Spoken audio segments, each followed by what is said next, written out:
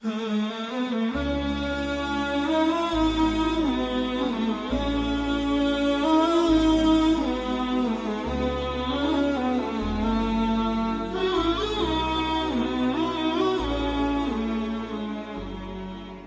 لله وبه نستعين والصلاة والسلام على المبعوث رحمة للعالمين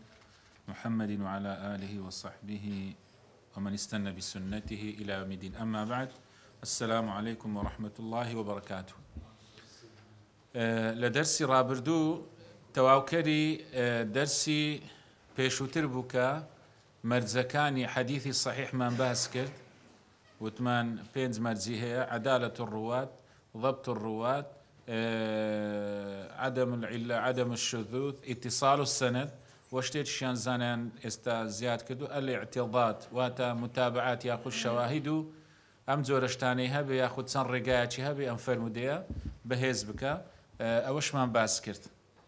ودواتر توزك للسلوي وستاين ما مصطاي ناظم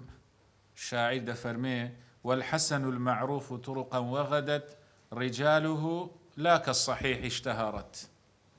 دفرمي بشي دوم لزوركاني زانستي فرمودا او فرموديه كبيدا قوتري فرموديه چي حسنه لبري اوي برين حديث صحيح دلين حديث حسن آية أم شيء حسنة أم مصطلحة لزاراوي زاناياني فرمودناس معنايتي دري أويا المعروف طرقا ڕێگاکانی دیارە، ڕێگای فەرمودەکان معروفە و دیارە، وەغەدەت وەکو ڕۆژ ڕووناکە، وەکو ڕۆژ ڕووناکە، یعنی عیلەتێکی تێدا نییە، خەفائێک و بزرێکی تێدا نییە. ڕیجالوه لا کەالصەحیح اشتهرت. دەفەرمێ پیاوەکانی یان بڵێن سیلسیلەی ڕواتی، زنجیرەی ڕاویەکانی ناگەنە پلەی ڕاویەکان و زنجیرەی ڕواتی حەدیثی صحیح لە چی؟ یان لە ضەبت یان لە ئیدقان، یعنی لە وەرگرتن و ئەم جۆرەشتانە، یان لە عەدالەت یان بزەبت وەکو حەدیثی صحیح و ڕیجالی حەدیثی صحیح نینە. جا ئەو زاراوەیە بەڕاستی لەلایەن زانایان لەبەر ئەوەی پێشی ئەم زاراوەیە دروست بێ سەرەتا چ هەبووە؟ حەدیث صحیح یان حەدیث ضعیف، مەقبول یان مەردود. دوانێ زانایان هاتون وتیانە ئەمە لە نێوان ئەم دوانە هەندێک فەرمودەمان هەیە تەشبیه نەبی، تەشبیه نەبی، ولله المثل الأعلى، وكو أصحاب الأعرافية، يعني نا بلاي برز دبيتو بو فرمودي صحيح مرزكاني بكاملي تيداها بي، نا برزيش دبتو بو فرمودي ضعيف، يعني لو نيوان ددا ماوتوا زانيان وتيان أم زورة فرمودا بيدا وتري فرمودي چي حسنة، واتا فرمودي چي باشا، فرمودي چي تساكا، فرمودي چي مقبولة. بلام أوي ثابتة وزيجيرة اتفق عليه الأمة والأئمة، حديث حسن كالصحيح يحتج به. كقتمان أمشت حرامة أمشت حلالة فرمودك حسن بو توا ورد جيري أو أن يبري إلا دبيت فرمودك صحيح به، ياخذ فرمودك بلي صحتي وكو فرمودة صحيحة كان وابي نا بلام أما تسيا تأكيد دكينوا أما بولينيشي تقسيميشي زانايا كان بوزياتر رون كردنوا وشي كردنوي فرمودة كان رسول الله عليه الصلاة والسلام. أجينا جیاوازیەکی ئەوتۆنا دۆزیەوە لە نێوان حەدیثی حەسەن و حەدیثی صحیح لە کارپێکردن و بە بەڵگەهێنانەوە بۆ شتەکان. بۆیە زانایان خلافیان زۆرە. هەندێک وتوویەتیان مەرج نییە ئەم تعریفە ڕاست بێ، تعریفە ئیمامی بەیقونی. تقریبا ئەگەر سەیرێکی اختصار علوم الحديث إمام ابن كثير بكين يعني تقريبا أو التعريفة دقريته له بيشوا إمام خطابي لو نقلي كردوها دل إمام خطابي وتويتي آوايا يعني الرقا كان ديارة ورجال كان شي كسكان شي مشهور بلام وكو حديثي الصحيح نين وكو رجال كان حديثي الصحيح نين بلام إمام ابن كثير لي وندر ولا مدداته مناقشة دكا دل يقر وابي فرمودي صحيح شر آوايا تسكام وتمان دوشتي هەرە گرنگ لە ڕاویەکان کە دەبێتە جێی چی بوو عەدالەت و ضەبط گوتمان هەم عەدالەتەکە نسبیە ڕێژەیە هەم ضەبطەکەش ڕێژەیە وانە ئەوەمان باس کرد بۆیە دەڵێ کاکە ئەگەر ئەم عەدالەت و ئیتقان و ضەبطە لە حەدیثی حەسەن ڕێژەیی بی لە حەدیثی صحیحیش ڕێژەیە بەڵام دەڵێ زیاتر مەبەستمان ئەوەیە ئەن لا یەکونە شاذا ولا معللا ولا منکرا ئەوە لۆیە زۆر لەسەری ناوەستین دواتر لە حەدیثەکان دێنە سەر دەرێ نابێ حەدیثەکە عیلەتێکی قادحی تێدا بێ و نابێ شاذیش بێ کە وەکو باسمان کە ڕیسپەڕە یعنی جیاواز بێ لە طەریقەکانی تر و نابێ منکەریش بێ یعنی چ مەتنەکەی دقێکی تێدا هەبێ ئەمە لە زانست لە علومی شەرعی زانیتمان ما علم من الدین بالضرورة یعنی زاندراوە لە علمی بۆ نمونە عەرەق حەرامە نەس ئەومان هەیە حەدیثێک بێ بڵێ عەرەق حەلالە ئەوە چییە؟ ئەوە منکەرە چونکە مەتنەکەی با ڕیجالەکانیشی سەعیبی چونکە مەتنەکەی چییە؟ مەتنەکەی دژایەتی دقێکی سەریحی قورئان و سنت دەکە ئەوە پێی دەگوترێ منکەر ئینە شوێنی خۆشی زیاتر باسی دەکەین ئینشاءڵڵا بۆیە دەڵێ نا باسی ڕیجال و باسی شۆهرەت و ئیتقان و ئەمانە ناکرێت باسی ئەوە دەکرێت نابێ ئەم مەرزانەی تێدا هەبێ مەبەستی پێ حەدیثی حەسەن ئەوەیە المهم ئەوەی گرنگە کاکە فەرمودەی حەسەن زانانی فەرمودەناس پۆلینیان کردووە وتوویەتیان ئەم فەرمودەیە ڕیجالەکانی ناگەنە پلەی ڕیجالی حەدیثی صحیح و ئەوە شتێکی هەم نیسبیە هەم سروشتیە یعنی ئێستا ئەمە لێرە هەموو زیرەکی و دەرخ و فکر و هەمووان وەکو یەکە حتا ئەگەر لە یەکیش بچین لە یەکچوونەکەشمان ڕێژەیە یعنی یەکێکمان هەندێکمان لە هەندێکمان زیاترە بۆیە ئەوەش زانیان دەفەرمون ڕێژەیە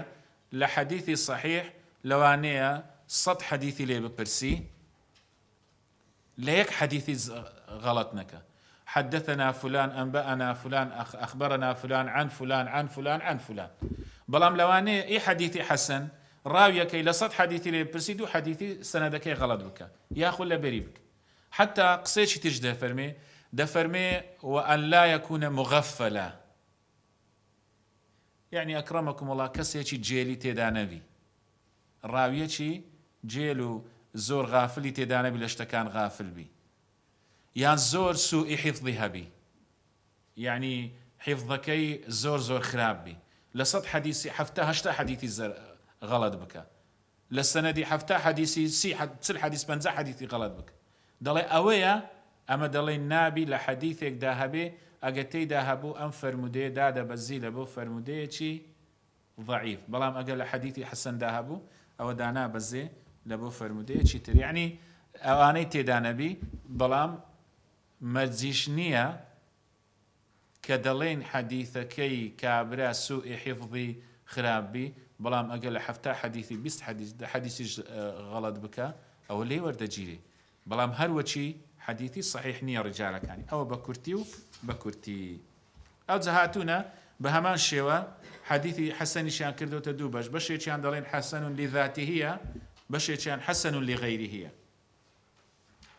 یعنی حەسەن لذاته ئەو حەدیثەیە کە لە خودی خۆی پێویستی بە طریقە و شێوازەکانی تر ناکە یعنی هەر لە خودی ئەو طریقەی ئەو حەدیثەی ئەو مەتنەی لێدا هاتووە ڕیجالەکانی هەمویان مەرجی حەدیثی حەسەنیان تێدا هەیە. یعنی یەک تۆ زوردە بەڵام کە تێگەیشتی زۆر ئاسانە. بەڵام حەدیثی حەسەن لغەیریه دەڵێ ڕیجالەکانی وەکو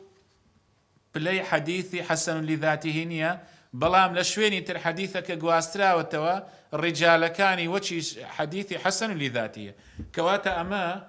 بۆمان ڕۆن بووە. زانایان هاتون پێناسەی حەدیثی صحیحیان کرد، گوتیان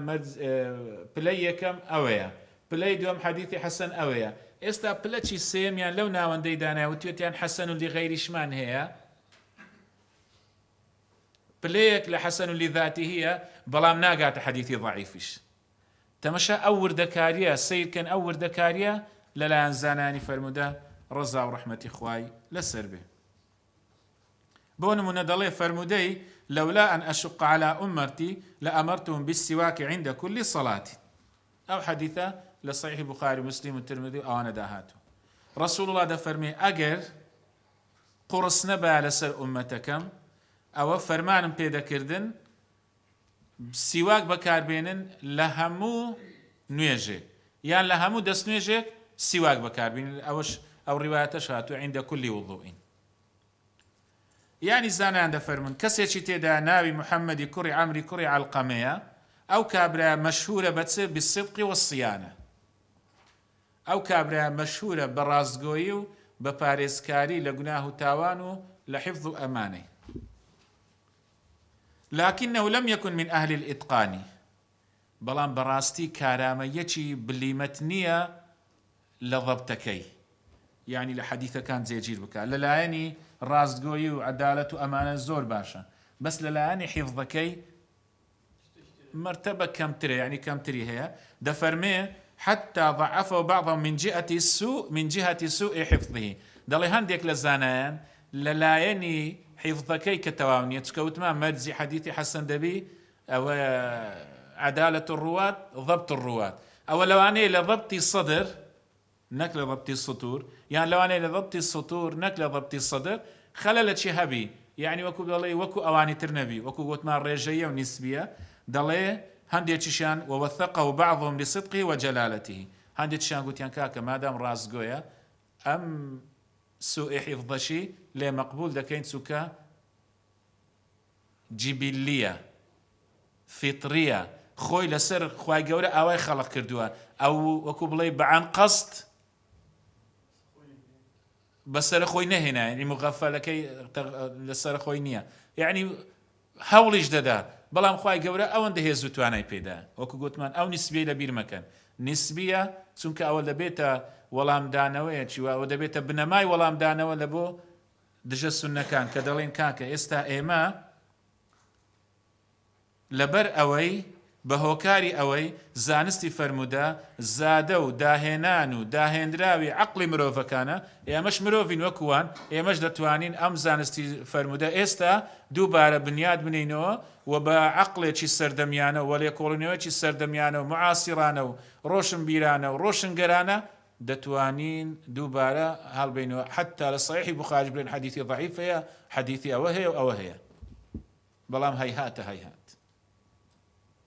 عەقڵی ئەو زانانە لەکوێ و عەقڵی جەنابەت لەکوێ بەوەی نەهاتووی هەلە ئەوەکەت ڕادیارە، یعنی لە شێوازەکەت وا دیارە مێژووت ئەوە دەخوێنینەوە کە ئەتوو ناتەوێ بێی خزمەتی سونەتەکانی ڕەسوڵ الله بکەی عەلەیهی سڵاو وسەلام، فەرموودەکانی بکەی، نا دەتەوێت شوک و گومانی شوبهەی بۆ دروست بکەیت. ئەجینا زۆر لایەنی تر هەیە ئێستا ئەمە دەتوانێت خزمەتی تێدا بکەیت. بۆیە ئەمەن یەکێک لە ڕەخنەکان لێیان گرتم و دەرەزەشم پێدا بەزی و پێی دڵتونجیش نیمە، گوتیان ئەتوو ڕەئی خۆت نەدایە کاتێک چووی حەدیثێکت چ کردووە حکمت لەسەرداوە. یعنی ئەمن یەک لە ئەوەکانم لە دکتۆرایەکەم ئەوە بوو هەر بۆ تێگەیشتنە، یعنی دەبێ حەدیثێک ئەگەر دەربارەی ئاەتێک هاتووە بزانم ئەو حەدیثە صحیحە یان نە. ئەمن چوویمە بەسم کردیە قسەی زانایانم نەقڵ کردیە، گوتووەتم سەرەتا ڕیجال السەنەد ڕیجال الئیسناد یەکەم کەس چێ تێدایە، بۆ نمونە محەممەدی کوڕی عەمری کوڕی عەلقەمە، وتووەتم ناوی ئەوەیە ئەوەیە، شێخەکانی ئەوەیە، تەڵەبەکانی ئەوە بووە، لە ساڵی ئەوەندە ژیاوە، و ئەگەر پەرتو کوشتی هەیە و توتم هەیتی نیتی ئەمانە دواتر وتومە هاتوومە زانایانی جەرح و تعدیل زانایانی علم الرجال چیان گوتێ دەربارەی ئەو زانایە چوویمە لەکن ابن أبي حاتم رازي عبد الرحيم عراقي حافظ عراقي ابن الصلاح شار الزوري إمام بخاري إمام أحمد سفيان ثوري يحيى كري معين عبد الرحمن كري مهدي إمام ذهبي ابن حجر عسقلاني أوي كمال مزي أوانا تسيان درباري أوي وت وغير وانش أوانا مشهورة كانت تسيان درباري أوي وت يكا قوتيتي رازقويا يكا قوتيتي صدوق لا بأس به يكا قوتيتي صدوق في شيخ يعني رازقويا لا رواية الشيختي بلام لا الروايات كانت تر اختلاتي هي يكا قوتيتي أوي أوانا النقل كرديو التواو كوتاين بهنا دڵێت و نەهاتی بڵێ کاکە بێ مناقەشەی بکەی ئایا ئیبن حەجەری عەسقەلانی ڕاستی کردیا کە گوتی ئەو کەسە ڕاستگۆیە ئیمامی ذەهەبی ڕاستی کردیان وتم چ بێم مناقەشەی وانە بکەم ئەوانە بە ئەندازەی داوەمووەکانی من حەدیثیان لەبەرە من حەدیثێکم لەبەر نییە من ڕاویەکم نەگەری نەژیایمە نازانم چۆنە پەرتووکێکم لەسەر ئەمن چ من هاتمە حەزم کرد خزمەتێکی تەفسیری خزمەتێکی سنەتی ڕەسوڵ الله بکەم لەلایەنی مەوضوعیەکەی یعنی ئەوەی ئێستا پێویستە بەڕاستی ئەمن ئامۆژگاریشتان دەکەم و ئامۆژگاری قوتابیەکانیشم کردێ بەخۆشم لەسەری بەردەوامم یعنی زانستی فەرموودە بەو چڕ و پڕیەی زەرەرمان لێ دەدا ئێستا ئەوەی پێویستە ئێمە سنەتی ڕەسوڵ الله تەنزیلکەین لە بۆ واقع یعنی لە خۆمان جێبەجێ بکەین لە ماڵ و منداڵمان لە کەس و کارمان لە دەور و بەرمان هانی بدەین زانستێکی نوێ هاتۆتە پێش کە بەڕاستی ئێستا تقریبا بوویتە فەرض العین لەسەر هەمومان هەر کەسە بە ئەندازەی خۆمان کە پارێزگاریکردنە لە سنەتی ڕەسوڵ الله عەلەیهی السەڵات وەسەلام باسم کرد لە دەرسەکاندی وتم ئەوان لێکۆڵینەوەیان کرد وتیان غەزوی فکری علومە شەرعیەکان و غەزوی فکری زانستی مسلمانان بکەین لە سێ ڕوانگەیەوە دووبارەم دەکەمەوە ڕوانگەی یەکەم قورئان دواتر سنەتی ڕەسوڵ الله دواتر شەخسیەتی ڕەسوڵ عەلەیهی السەڵات وەسەلام وتمان لەو سێیانە سنەتی ڕەسوڵ الله پشتی شێری بەبەرکەوتووە چونکە قورئان هەر پێویستی بە سنەیە سنە لەگەڵ شەخسیەتی ڕەسوڵ الله و سیرەی ڕەسوڵ الله هەمووی پێکەوێ بۆیە ئێستاش دژایەتی دەکرێت بۆیە ئەمە ئێستا ئەوان الحەمدولله هەموویان وەکو پیازی پاکردوتەوە بۆ ئێمە ئەمن پێشەوا بوخاری وتویەکی یەکەکی فیهی نەظەر وتویەکی ئەم ڕاویە قسەیەکی لەسەرە لێکۆڵینەوە لێ بکە ئەم بچم برێم ئەی پێشەوە بوخاریەت و ڕاست ناکەی بە چ عەقڵێک بۆیە ئەمن ئەو پرسیارەشم کردووە گەیشتومە هیچ هەر کەسێک بەڵام ئەوەی یعنی وەکو دەڵێ لە قیسم چووە یعنی وەکو دەڵێ بە بەرنامە نەبووە شتەکان بنووسم لە تاریخەکەش لێم پرسیە یعنی هەر کەسە گەیشتمێ کە وەکو دەڵێ علم و زانستێکی پێ لە زانستی فەرموودا یان ئەگەر بۆم گونجاوی بە تەلەفۆن لێم پرسیوە وتم قوربان لەم سەردەمە هەیە کەسێک هێز و توانای علمی بگاتە ئەو دەرەجەی تەصحیح و تەضعیفی بکە بە تایبەتی ئەو حەدیثانەی کە تەصحیح و تەضعیف کرانێ لەلایەن زانایانی پێشین یعنی حتى یەکیان وتی ئەگەر ئەتو تەمەشاکەی ئەو پەرتوکانێک کە دەرێن تەحقیق کرایە تەحقیق چییە دەڵێ بۆ نمونە ئەو پەرتوچی بە تایبەتی صحیحەکان نا سونەنەکانیش تا ڕادێ بەڵام بە تایبەتی مەعاجم و معجەمی تەبەرانی و ئەوانی تر و وەکو دەڵێ مصنەفی ابن أبي شەیبە و مسنەدی دارمی و ئەمانە پێویستیان پێ هەیە یعنی کەسێکی شارەزابی وتویەتی کەسێکی ئاوامان نییە یعنی بتوانی ئەم جۆرە شتەی بکە وبێتن بڵێ ئەو حەدیثە ضعیفە یاخود حەسەنە یاخود صحیحە و یاخود ئەم جۆرە شتانەیە و دەزانم ئەگە بگاتە ئەو پلەپایەش خۆی لێ نادا لۆیە ئەمە وەکو دەڵێ تقريبا علمي جرح التعديل نضج واحترق نضج تواو بيجيجدوا واحترق ستايا يعني بس زانان تيا يعني امن تازنات وانا بيم نيكاري تيدا بكم لبر او يهز توانا من رب العالمين او مجموعي هل بجاردوا وكو بيويست وكو او رب العالمين اداتك وامرازك به بو پارێزگاری لە سنەتی ڕەسوڵ الله عليه الصلاة والسلام زعمەتە هەتا دنیا کۆ دەبێتەوە جارێکتر ئاوا بتوانین ئەمە بتوانین وەکو دەڵێ وەکووان بکەین یاخود ئەوان یعنی زۆر کتابیش دەبینی دەبینی دەڵێ تەحقیقی کابرای کرا دەچم حەدیثەکان دەگەڕێم يعني حديث تێپەڕێ یەک قسەی لەسەر نەکردی ئاخری تحقیق چییە؟ ئەمن بەس قسەی زانانم کۆ کردەوە بڕواتە بێ حەدیث هەیە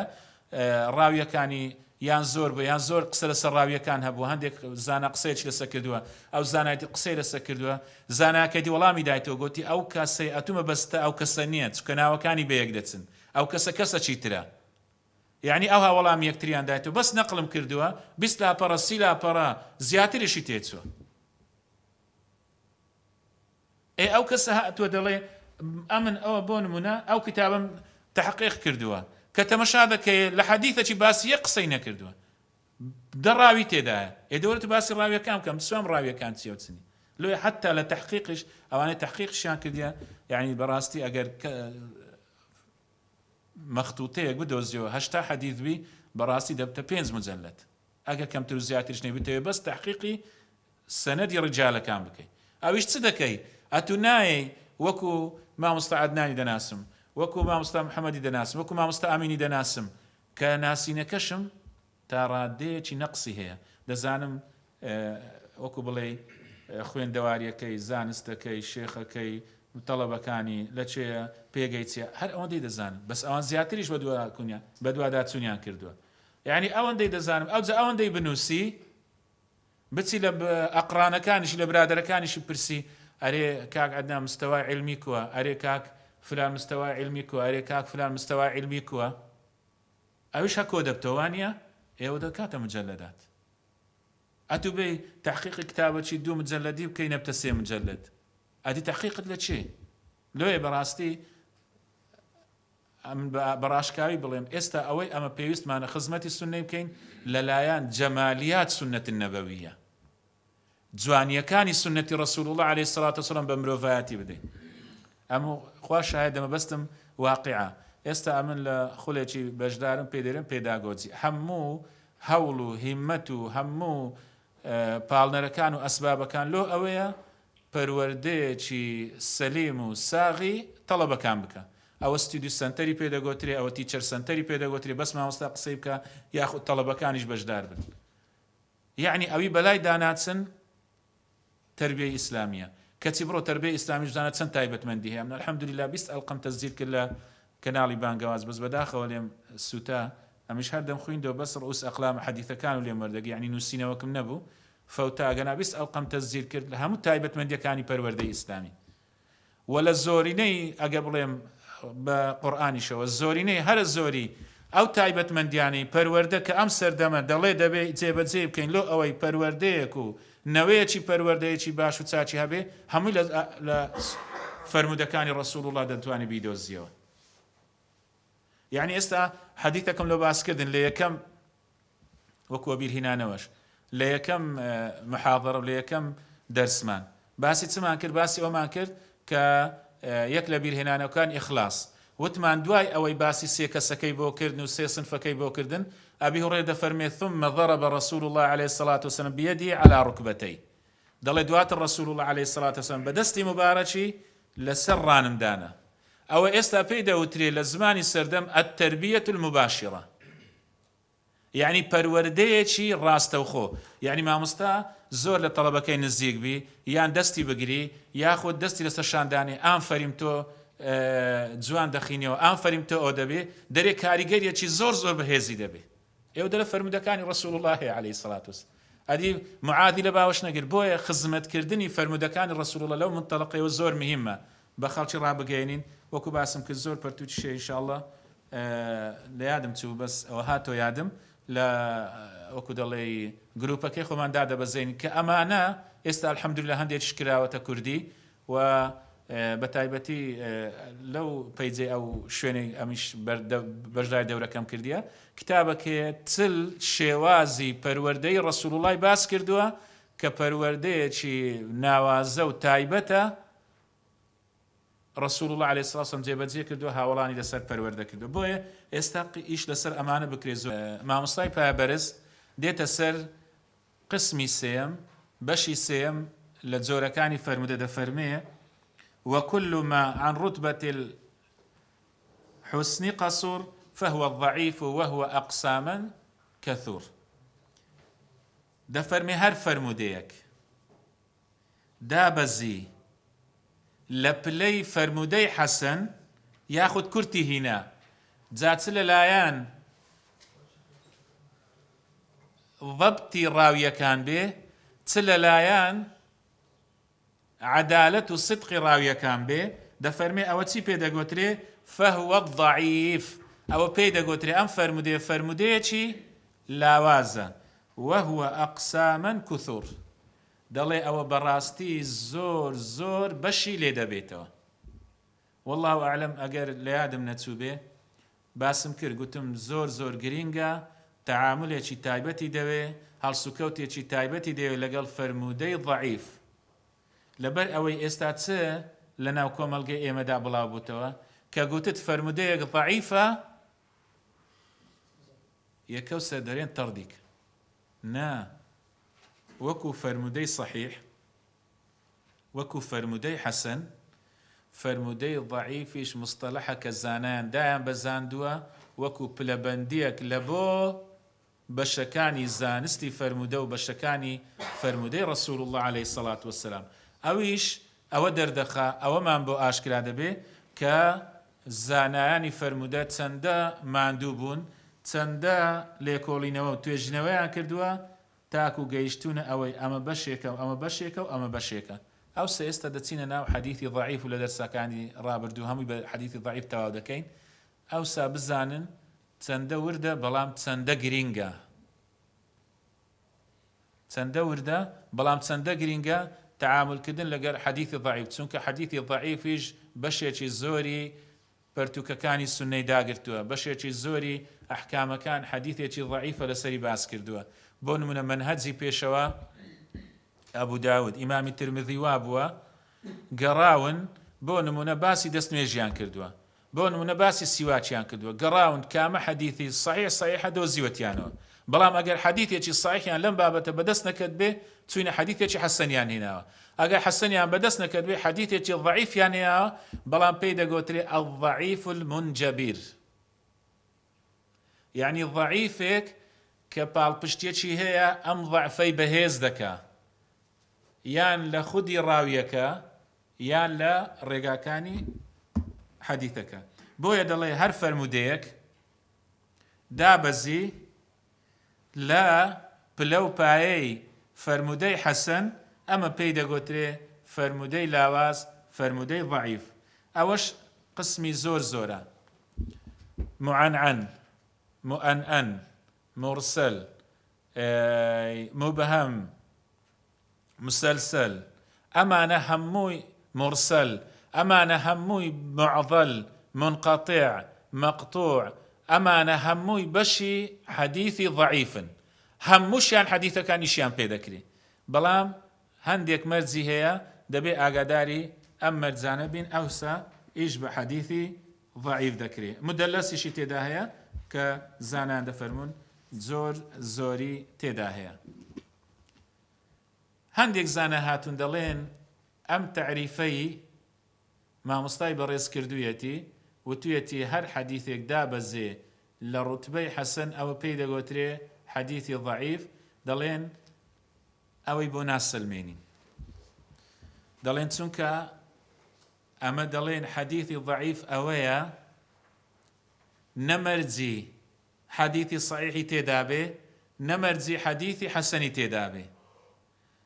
بەڵام ئەوەی مامۆستا باسی کردووە مەرجی حەدیثی حەسەنی تێدا هەیە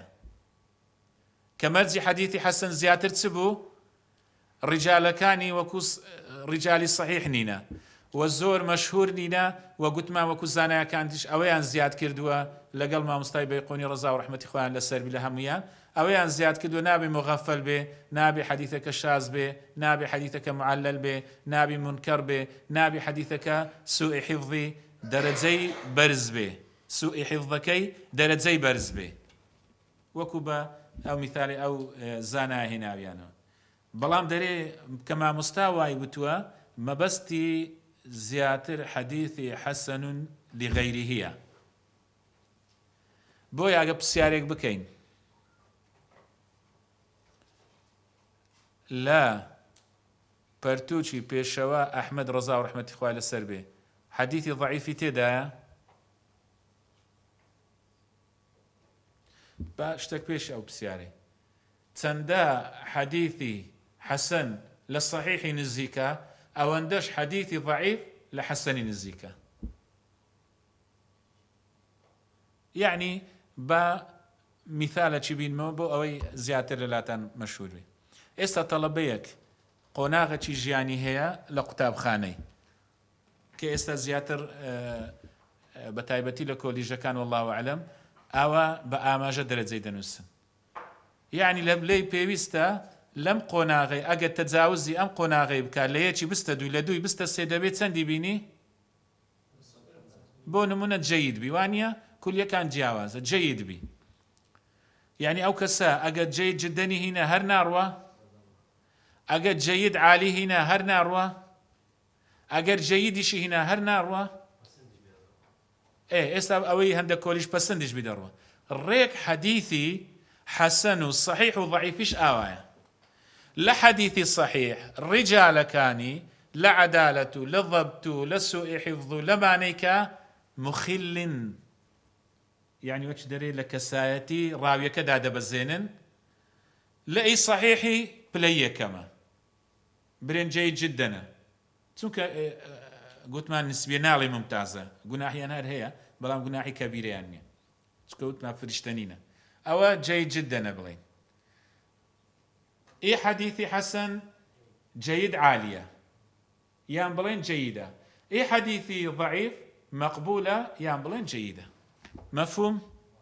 یعنی سیر کە ئەو وردەکاری زانایان بەس لە بۆ چیان کردووە بڵێن کاکە حەدیثی ڕەسوول الله عەلەیهی سەڵات وەسەلام ئاوا بۆمە گواستراوەتەوە ئاوا بۆمە گواستراوەتەوە، کەواتە ئەبە و شێوازە چمان پێ دەڵێ؟ چمان پێ دەڵێ؟ وشک زۆر تاکیدم لەسەر کردەوە ڕەفز ناکرێ. وتم ڕاویەکان ئەکرەمەکەڵا بەس وشەکە زۆر بەکارمێنات سەبارەت بە چی؟ بە سیرسیرەی ڕوات. گوتم عەدالەت و ضەبت چییە؟ نسبیە. ئەکرەمەکم الله. یعنی ئەوە بۆمان ڕۆن بۆ کاکە ئەتوو کە دێی دەڵێ ئەو داهێنراوەی زانستی فەرمودە لەلایەن فەرمودەناسان مەقبول نییە لەبەرەوەی بەلایانی عەقڵیە، ئێوە پێت دەڵێم کاکە ئەتوو بدەی بەلایانی عەقڵی دێی دەتەوێت لێکۆڵینەوە لێ بکەی، ئەو زانایانیش بەلایانی عەقڵی لێکۆڵینەوەیان لێ کردووە. یعنی پەرتووکە کێیە؟ ئەو کابرایە والله ئەعلەم حاتم ئەلعەونیە، کابرایەکی معاسرە، هەندێک شتەکان لەسەر نووسیە. 100 بەڵگەی عەقڵی دەینیتەوە لەسەر ئەوەی کە بە عەقڵ دەیسەرمێنی کە زانستی فەرمودە لایانی عەقڵی ڕەچاو کردووە و زۆر زۆر منهەجێکی مەعقولیشە لە بۆ پۆلینکردنی زانستی فەرمودە، لە بۆ پۆلینکردنی فەرمودەکانی ڕەسوول الله عەلەیهی سەڵات وەسەلام. یعنی ئەتوو دێی وردەکاری لەو وردەکاریە زیاتر دەکەی لە فەرمودەناسان؟ یعنی ئەوانە دەبێت چ پێوەرێکیان هەبوو بێ. لۆیە بەڕاستی ئەگەر یەکێک دێ ژیانی پێشەوە بوخاری دەخوێنتەوە، ژیانی پێشەوە موسلیم دەخوێنتەوە، ژیانی پێشەوەیەکان تیر دەخوێنتەوە، ئەگەر بە عەرەبی پێی دەڵێن خەلفیە، ئەمە پێی دەڵێن بە ئینگلیزی باگراوند، ئەگەر بەڕاستی باگراوندێکی ئیمانی نەبی تووشی شوبهە دەبی. یعنی پێشەوە بوخاری لە 600,000 حەدیثی 7,000 حەدیث 7,000کەشان دەگدەرێ مکەڕڕە 4,000 حەدیثی هیناوە، ئەدیکە ئەو هەموو حەدیثەکەی تر کو ئەو هەمووی لەبەر بووە؟ ئەو کابرایە چی ئەو هەمووی لەبەر بووە؟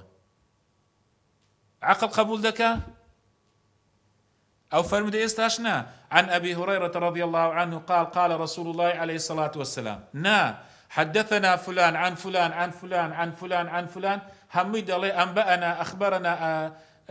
وسمعنا وأقرأنا يا أخو وقرئ علي أمانة حمد الله أو زدي متني حديثك بود الله زاري وهي سندي حديثك دقدي متنك أما يسألو سردمي هندك تاكمان هي خواهي قول أمثاليان زيادك كتبي 6 لبرا دلين ما شاء الله أو هم حديثي لبرا أي أو الدزار ذكرت كتبي 6 هم دوبارك أو زدك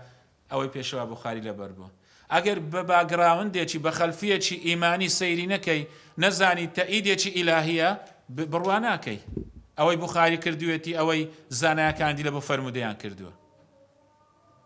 یعنی ها سیر کە زانایان ئەم هەموو پۆلینەیان بەس بۆ ئەوەی عەقڵی مە قبول بکا کاکە ئێمەش کە کیشەکەمان کردووە لەسەر عەقڵ بووە یعنی ئەمەش نەچووینە پێوەرێکمان هەبێ پێوەری فریشتەیی بی پێوەرێکمان هەبێ جیاواز بی لە عەقڵی مرۆڤ نەعوذ بالله پێوەری ڕۆبۆت و ئەمەکان بێ یاخود نەعوذ بالله بمانەوێ هەر ڕاویەک دەبی وەکو فەریشتە بێ نا ئەمە قسەمان نەکردووە ها هەر لە پۆلینکردنی فەرمودەکان ئەوەمان بۆ دەردەکەوێت کە زانایان بنەمایەکی عەقڵی منطیقی زۆر جوانیان بەکارهێناوە بۆ ئەوەی حەدیثەکان دیاری بکەن چەندمان ماوە کاک چارێکێک دەڵێ بۆ نمونە فەرمودەیەکمان هەیە دەفەرمێت چێ ما أخرجه أبو داود في السنن بيشوا أبو داود للسنن روايتي كردوها يعني هم للسنن كان هم لمعاجم كان هم لمسانيد كان هم لمصنفات كان برا وبريتي لحديثي ضعيف وحسن زياتر أم دواني تدا هي بلام زياتر أواني كحديثي صحيح تدا به دو صحيحة كينا أو زبا بليسي متسارم هاتوا سنن كان زۆر زۆر بەدەگمەن دەدۆزیەوە حەدیثی حەسەن لە صحیحی بوخاری و مسلیم لەبەرەوەی ئەوان مەرجیان زۆر زۆر بەهێز بووە دەڵێن ئەگەر بشدۆزیەوە حەسەن و لذاتیە حەسەن و لغەیریهی نییە بەڵام هەر ئیشی پێدەکرێ و وەکو باسیشمان کرد بۆیە دەڵێ لە سنەنی ئەبی داود هاتووە چکە ئەو دوو حەدیثەمان باس کرد هەم ئەوەی تورمذی هەم ئەوەی سنەنی ئەبی داود باز دەکات دەفەرمێ لە طریقەی مەکحول کە زانایەک بووە لە ئەبی هورەیرە دەجێرتەوە فەرمێ قال رسول الله صلى الله عليه وسلم الصلاة المكتوبة واجبة خلف كل مسلم برا كان أو فاجرا وإن عمل الكبائر مفهوم حديثك وايا دل درستا نوێژی واجب لە دوای هەر کەسێکی مسلمان بێ جا ئەو مسلمانێکی چاکەکار بێ یا مسلمانێک بێ خەلەط و عەمەلەن صالحا و ئاخەرە سەیئە کردەوەی چاچیشی هەیە کردەوەی خراپیشی هەیە ئەو فاجرن یاخود زۆر کردەوەی خراپی هەیە یان لەسەر کردەوەی خراپ بەردەوامە ئامۆژگاریشت کردووە واز ناهێنی وئین عەمل الکەبائر دەرێ با گوناهی گەورەشی کرد بێ دەڵێ هذا حديث ضعيف انتفى فيه شرط الاتصال دەڵێ ئەم حەدیثە ضعیفە لەبەرچی دەڵێ ئەمە وتمان یەکێک لە مەرجەکانی حەدیثی صحیح چییە اتصال السەنەدە دەڵێ ئەوە سەنەدەکەی پچڕایە الله أكبر الله أكبر لبرسي دفرمي فهو منقطع بين محكول وأبي هريرة رضي الله عنه دلي لبر أوي انقطاعي تدايا بتسراني تدايا لنيوان مكحول لنيوان أبي هريرة رضي رحمة الله السلبي بيش أبو داود يكوسر دليتسي عن مكحول عن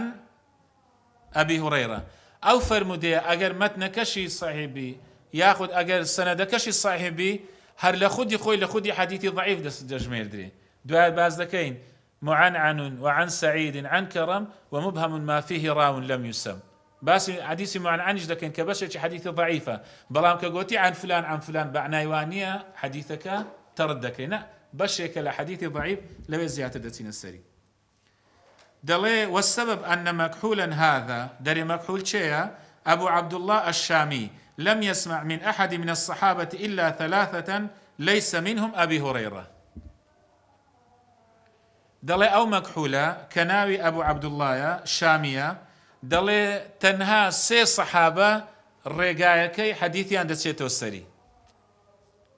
أم سنداني تحديد كراوة زور گرنگا يعني كزانيت أم سند أو كسيتي داهية زانان وتويتيان علامتش استفهامي دابني لبرتي لبروي السندي أو تابعية ناقاتو أو الصحابية لدرسي كان والله أعلم باسم كريا قباسي شمنا كربي با كردم دو جارة قنام كربي با باسي كين سندي بيشوا عبد الله كوري عباس بين سندي هي ئەگە ئەم پێنج سەنەدە بوو قەولەکەی سەحیحە زانایان وتوێتیان لەم پێنج سەنەد و لەم پێنج طریقەی لە هەر شوێنێکی تر هات یەکە و سەرزانیان لێکۆڵی نێوان لێکردیە بڵێ ئەوە قەولی عەبدوڵای کوڕی عەباس نییە چونکە زۆر قەول ئینتیساب کراوە و پاڵنراوەتە لای عەبدوڵای کوڕی عەباس دەرێ فەرمووی مەکحوول ناوی ئەبوو عەبدوڵای شامیە ئەم حەدیثەکانی لە سێ لە سەحابە زیاتر ڕیوایەت نەکردووە ئەوانەش بەڕاستی ئەبی هوڕەیرەی تێدا نییە کەواتە ضەعفەکەی زۆر شەدیدە لەبەر چی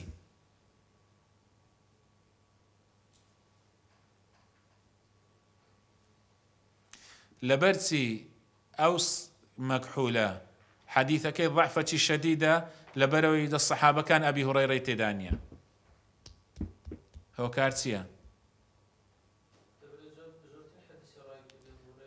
ئەکرەمەکە الله زانیان دەفەرمون ئەگەر کەسێک سەنەدی حەدیثەکانی نەگەیشتەوە ئەبی هوڕەیرە حەدیثەکە ضەعیف بوو ئەوە هەر ضەعیفە چونکە ئەبی هوڕەیرە ئێستا یەکێک لە شوب و گومانەکان لەسەر ئەبی هوڕەیرەی دروست دەکرێ حتا ئەو شک و گومانە دەزانین لە چێش لە کاتەچی سەری هەڵدایە لە زەمەنی خودی ئەبی هوڕەیرە هەبوو سەری هەڵدایە چکە لە حەدیثەکەی بوخاری دەڵێ خەڵک دەڵێ ئەبی هوڕەیرە زۆر فەرمودەی ڕیوایەت کردووە والله المەوعید دەڵێ با پێتان بڵێم مەوعید و کات و پێگەیشتنمان ڕۆژی قیامەتێکن ڕەب العالەمینە بزانە ئەم زۆر فەرمودەم جێڕاتەوە یاخودنا زانیان دەفەرمون لەبەر ئەوەی ماوەیەکی باش وەکو سێبەری لە دوای ڕەسوڵ الله بوو عەلەیهی سەڵات وەسەلام و ڕەسوڵ الله دوعای بۆ کردووە و بۆ خۆی حرسەکی زۆری هەبووە لەسەر وەرگرتنی فەرمودەکە ئەوەش بەڕاستی ئەوە چی تایبەتە دەستەی تایبەتی دەوێت دەڵێن ئەو هۆکارانە هەمووی هەیە بۆیە پێشەوە ئەبی هوڕەیرە هۆکاری سەرچیشکە هۆکارێکی تریشکە ئەو هۆکارانە زیاد دەکە زۆر تەمەنی ژیاوە لە دوای ڕەسوڵ الله و زۆر فەرمودە لە سەحابەکان لەویان ڕیوایەت کردووە سەحابە هەبوو فەرمودەی لە ڕەسوڵ الله ڕیوایەت نەکردووە سەنەدەکەی دەگەڕێتەوە ئەبی هوڕەیرە ڕەزا و ڕەحمەتی خوای لەسەر بۆیە دەڵێ مادامە لەم سێ سەحابەی کە لە سەنەدی مەکحوولدا ئەبی هوڕەیرەی تێدا نییە کەواتە بەڕاستی ئەم حەدیثە زۆر ضەعیفە دەڵێ ئیمامی ترمذی پەیوەستی نێوان سنەنەکان دەڵێ ئیمامی ترمذی لە سنەنەکەی وتوویەتی ومەكحول قد سمع من واثرة بن الأسقع وأنس بن مالك وبهند الدياري ويقال أنه لم يسمع من أحد من أصحاب النبي إلا من هؤلاء الثلاثة ومكحول شام يكنى أبا عبد الله وكان عبدا فأعتق دەڵێ ئیمامی ترمذی دەڵێ باش شتێکتان پێ بڵێم ئەو ئەبوو عەبدوڵڵای شامی ئەو کەسە لە سێ سەحابە زیاتر لە تەریقەکەی حەدیثی لێوەرناگیرێ لە بەرەوەی ئینقیتاعی تێدایە لەبەر چی لەبەر ئەوەی پێیان نەگەیشتووە ئێرەش لە سونەنیش ئەم حەدیثەی بەچی هێناوە بە طریقەی ئەبی هوڕەیرە هێناوە کەواتە طریقەی ئەبی هوڕەیرە ناگێتی کەواتە منقەطیع لە بەشی چییە لە بەشی ضەعیفیە بەڵام ئەو منقەطیعە دەبێتە ضەعفەکی شەدید لەبەرەوەی ڕاویەکی سەحابەکان کە زۆرترین کەس ڕیوایەت لێ کردووە تێیدا نییە دەچینە حەدیثی مەرفوع و مەوقوف و مەقطوع ئەوە ئینشاءالله بۆ لەو دەستی داهاتووبی و لێرە بە کۆتایی بە دەرسەکە دەین سبحانك الله وبحمدك أشهد أن لا إله إلا أنت أستغفرك وأتوب إليك